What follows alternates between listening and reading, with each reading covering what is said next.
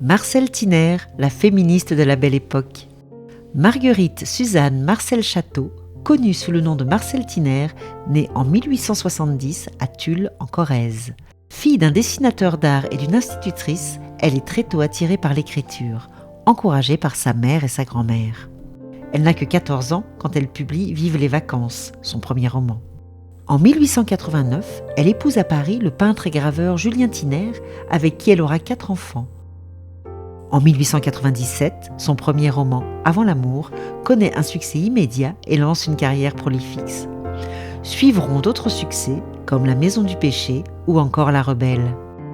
Son roman Ailée est couronné par l'Académie française en 1909. Elle devient vite une figure des cercles littéraires. En 1904, elle est l'une des fondatrices du prix Vie heureuse, qui deviendra plus tard le prix Femina. Elle collabore à la Fronde de Marguerite Durand, premier journal conçu et dirigé par des femmes. Autant d'engagements qui font d'elle une militante du droit des femmes dans la littérature et dans la société. Il lui arrive de faire scandale, comme avec son refus de la Légion d'honneur en 1908. Elle déclare qu'elle ne portera pas ce qu'elle qualifie de « jolis rubans et de jolies croix ».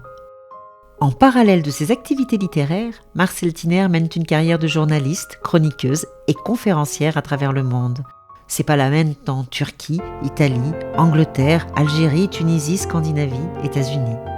Elle reste pourtant attachée à sa Corrèze natale. Elle y situe l'action de la vie amoureuse de François Barbazange et de l'ombre de l'amour.